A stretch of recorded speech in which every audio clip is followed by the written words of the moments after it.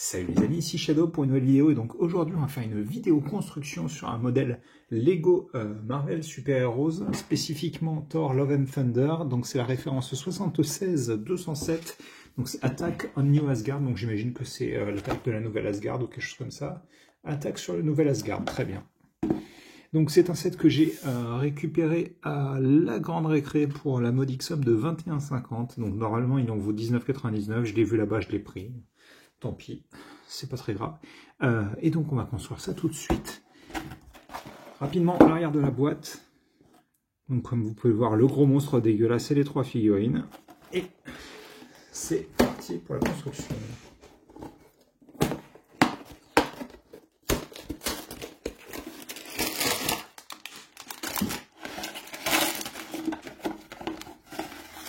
Là. Ok, alors ça. À côté. Donc on a notre mode d'emploi, notre petite planche de stickers qu'on n'utilisera pas du coup avec 4 sticks. Ah ouais, on l'utilisera pas, mais alors du coup il n'aura pas de bouche, on verra.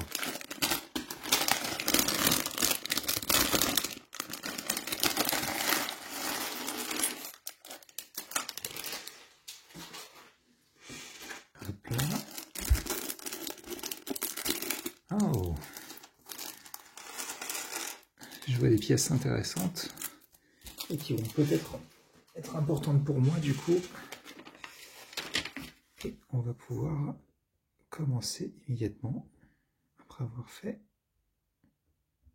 ceci, voilà. Et donc on construit nos figurines déjà. Donc on commence par... Oh, ok. Elles ont dû tomber à l'intérieur, je pense, parce que ça me semblerait bizarre, voilà. Qu'elles soient contenues là-dedans de base. Alors, on va commencer par... je sais pas s'il l'appelle Thor ou Odinson, du coup, mais... hop. Par la tenue de Thor, du coup. Enfin, ça va être très compliqué. On va dire Thor, hein.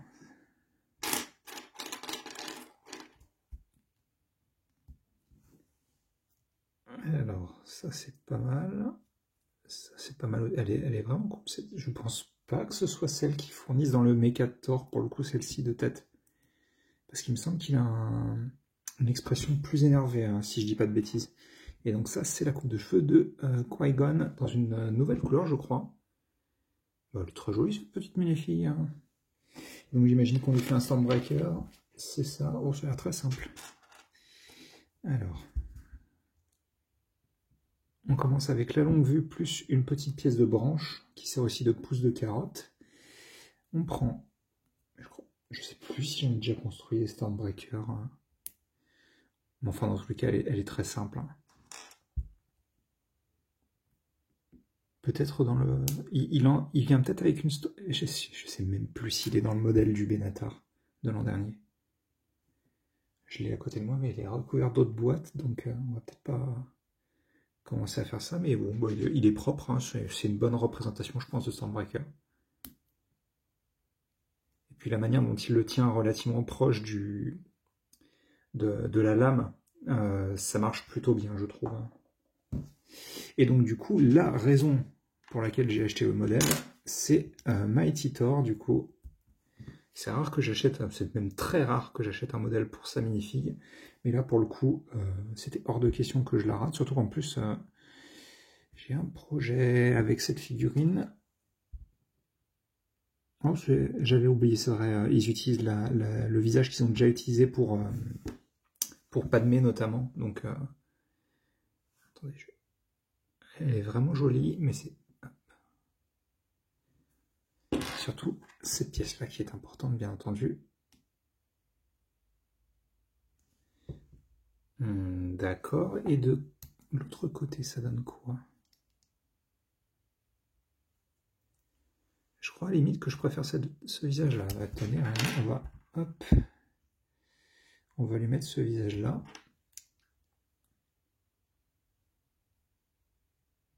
Je trouve qu'elle est vachement plus expressive comme ça. Oui, un de mes designs favoris, je pense.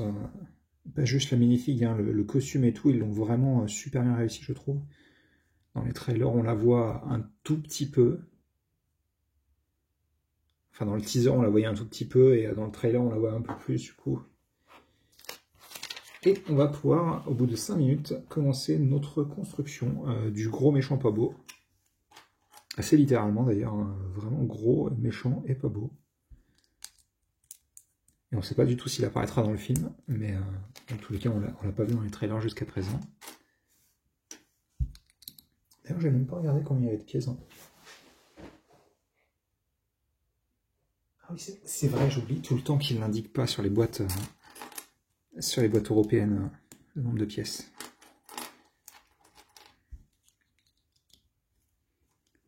Hop.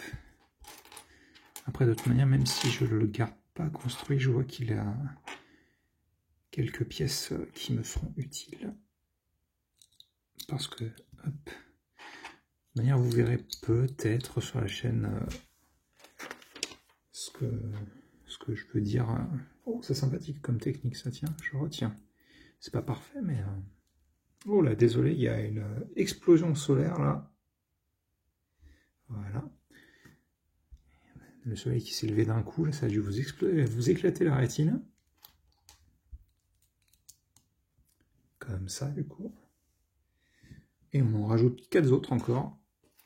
C'est pratique, ça. Ils en filent plein, du coup, des doubles fromages vert foncé comme ça.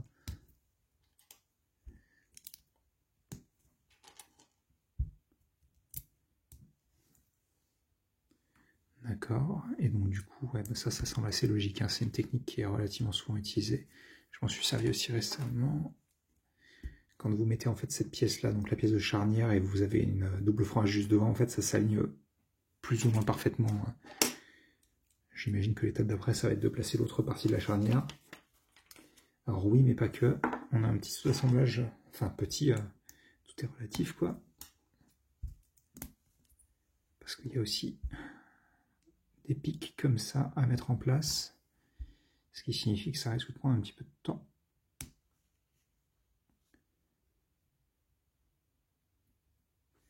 Voilà, et il faut le faire 4 fois.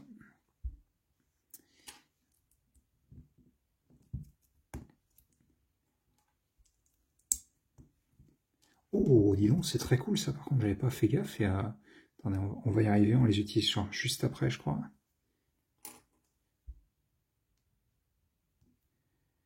Ok.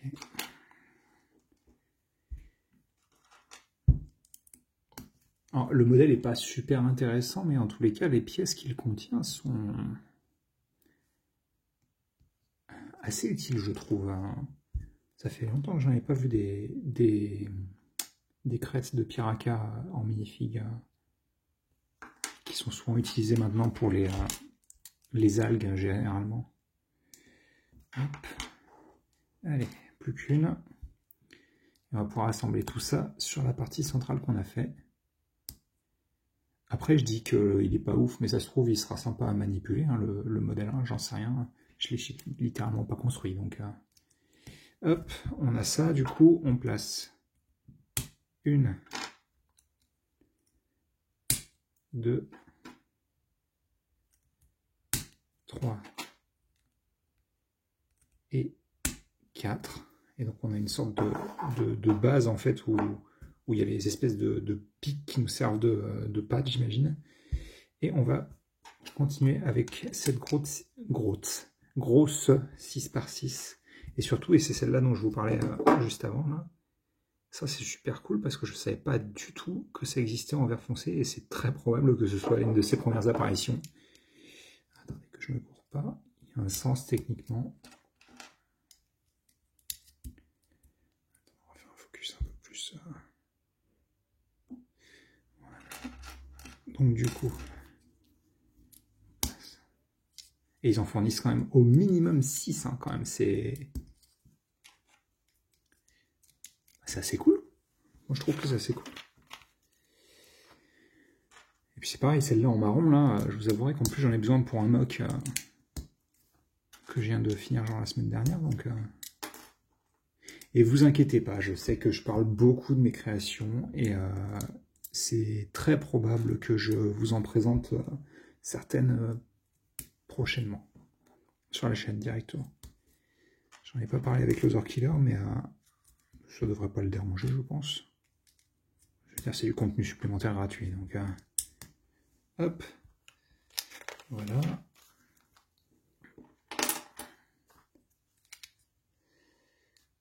Ça, cette pièce-là qui porte le premier sticker.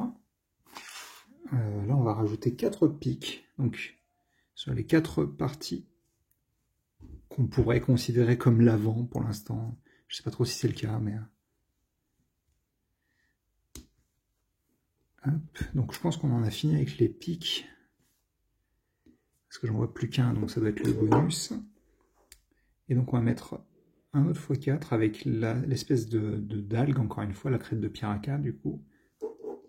Puisqu'elles étaient utilisées en premier lieu comme ça, hein, sur les modèles mini-figurines de Piraka en 2006. Et ça va faire d'autres pattes, du coup. En fait, on dirait une sorte d'espèce d'énorme plante carnivore vivante. Enfin, je dis ça comme si les plantes carnivores de base n'étaient pas vivantes, mais sentientes. Il a un visage, le machin, donc... Hop là, excusez-moi, vous ne voyez rien, c'est génial. Puis n'importe quoi.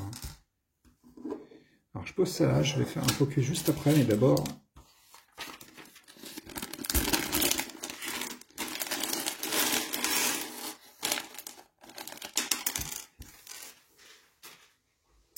On va construire la dernière minifig, qui est Gore. Alors je sais pas comment ils le disent en français, mais ça doit être quelque chose comme le tueur de Dieu, ou quelque chose comme ça en traduit. Qui est joué par, si vous voulez pas l'entendre, mais bon, un de nos vieux Batman. Enfin, vieux. Pas tellement, mais... donc Christian Bale. Et ça se voit direct que c'est lui sur les trailers. Il a du maquillage, mais ça se voit directement que c'est lui. Des fois, comme... moi, je me souviens notamment de Oscar Isaac, qu'on avait eu dans le rôle de Apocalypse, c'est ça? Ouais, c'est ça, c'est Apocalypse. Et du coup, on le reconnaissait assez peu, je trouvais, même s'il y avait un petit air dans le visage. Wow. Ok, reviens ici, s'il te plaît. On le reconnaissait assez peu, et pour le coup, là, pas du tout. Hein, c'est direct. Ok, donc on a une petite structure qui va nous servir de torse, apparemment, puisqu'elle va venir se placer ici. Et c'est reparti pour la surexposition. Attendez, je ne vais pas vous faire souffrir plus que ça. On a une tête à construire apparemment, donc qui commence avec une 2x2. Et j'allais dire nos amis les braquettes, mais pas tout de suite. On va d'abord utiliser ces pièces-là. Là, on a notre braquette. Dessus, on aura encore... Oh là là, il y en a encore plein de ces pièces-là. Ça fait plaisir de les avoir en marron. Hein.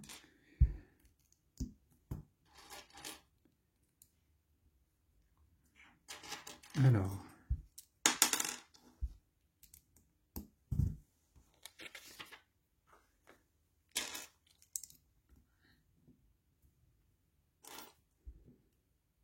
Oh, ok.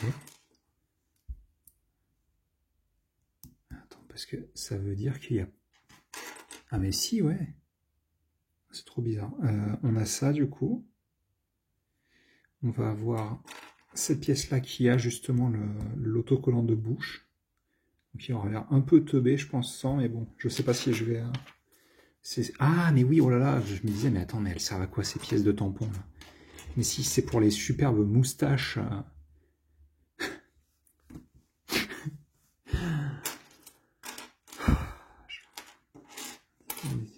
Je crois que c'est une des raisons pour lesquelles j'aime pas le modèle. Hein.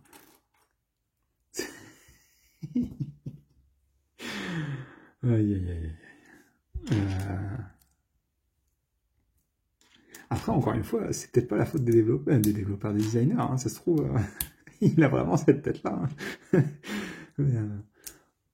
Ouf, c'est quelque chose. Hein, et encore, vous avez pas la bouche dégueulasse qui va avec, là. Hein.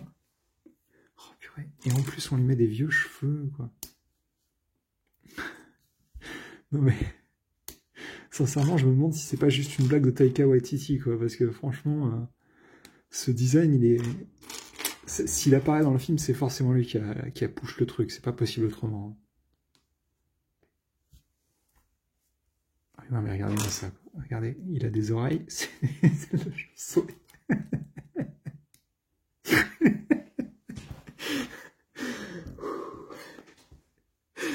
Ah mon dieu, oh, c'est génial. Sincèrement, j'ai presque envie de le voir dans le film, ce truc. Bon alors, encore une fois, il vous manque là. Alors attendez, je vais augmenter la luminosité. Voilà. Il vous manque la bouche, encore une fois, mais... mon dieu. Je sais pas si c'est pas pire avec juste du rien à ce niveau-là. Qu'est-ce qu'on se marre.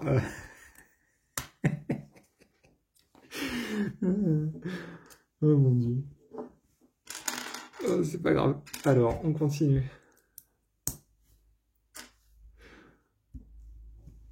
Alors. Je suis en train de le faire dans le mauvais sens, c'est ça, ouais.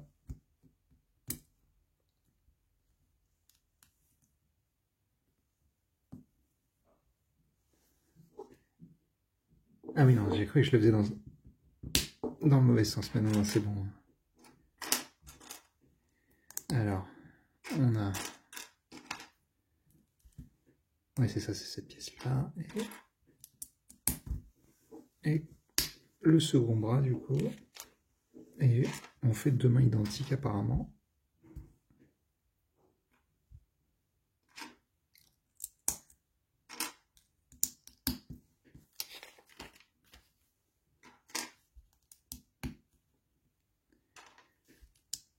Ok, ah, ça c'est intéressant. Moi j'aime bien quand ils font ça. Donc on a le troisième et quatrième sticker puisqu'ils sont identiques. Oh. La construction de cette partie-là est plutôt intéressante. Elle est compacte et elle est fonctionnelle, j'aime bien. On sent que ils ont essayé d'utiliser le minimum de pièces possible pour avoir le meilleur effet entre guillemets. Hein. Ouah, c'est reparti pour l'explosion lunaire, solaire. Voilà, désolé. Je contrôle pas le j'ai essayé, mais je ne contrôle pas le soleil.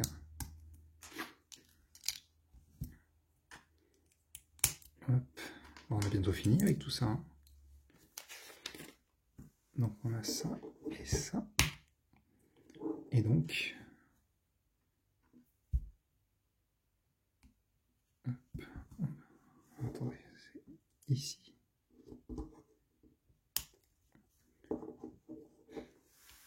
C'est vraiment ça pourquoi ils ont... Oh, d'accord. Je me demandais pourquoi ils faisaient deux étapes, entre guillemets, pour le même style de pièces, mais c'est parce qu'en fait, regardez, là, de ce côté-là, vous avez ces versions-là, et en fait, juste en dessous, vous avez des versions avec... Le soleil va nous exploser la figure encore, c'est ça? Arrête. Ah. Meilleur focus, hein.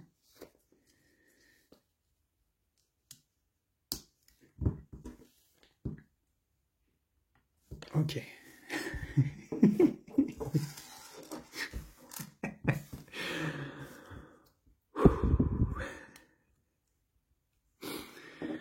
Aïe, aïe. Après, ce qui est cool, c'est que là, ça ferait presque... En fait, on pourrait avoir une figurine comme ça, qui serait prise au piège, un peu. Mais juste gore à ce niveau-là, en fait. Hein. Et je pense qu'il y a moyen de s'amuser avec, en vrai, mais ce design, quoi. On va essayer... Hop, voilà, comme ça. Alors c'est dommage par contre parce que, donc là pour le coup je parle d'un point de vue design en règle générale, hein, c'est dommage qu'il puisse pas tourner la tête pour regarder vers là où il attrape en fait. Parce que ça me semblerait logique qu'il essaie de regarder ce qu'il a. On peut faire comme ça, mais le fait qu'il puisse pas tourner la tête c'est quand même un peu dommage. Il peut regarder vers le bas et vers le haut, hein, ce qui est utile parce que du coup si vous voulez faire en sorte que votre minifig attaque... vers le haut, c'est pratique pour ou juste couper, et puis comme ça vous pouvez détacher la tête rapidement, en plus ça c'est pratique. Il y a quelques bonnes idées je pense dans la construction, mais regardez-moi ce design quoi, Et regardez-moi cette explosion solaire encore, je pense à de lumière en fait, mais... Ouais, bon, moi j'aurais ma figurine de Mighty Thor, j'imagine, hein, qui va me servir, je l'espère. Il faut que je vois ses cheveux là. Il faut que je vois si ça passe dans ce que je vais faire. Bref. Par contre, ces capes là qui rebiquent, c'est un peu énervant. Hein.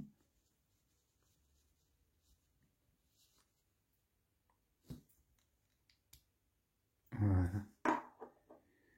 Bon, écoutez, je pense que c'est à peu près tout. Hein. Alors, est-ce que je recommande ce set? Non, pas vraiment, hein, mais c'est pas un mauvais set, c'est juste que cette créature, quoi. Alors, pour rappel, elle a un autocollant ici, sur les 2 bras, et au niveau de la bouche, que je ne colle pas, mais si vous voulez voir ce que ça donne... Allez, tu peux le faire.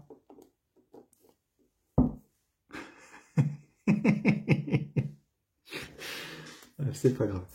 Et j'espère que vous avez apprécié cette vidéo. Et nous, on se retrouve, je l'espère, très bientôt pour de nouvelles vidéos. Allez, à plus.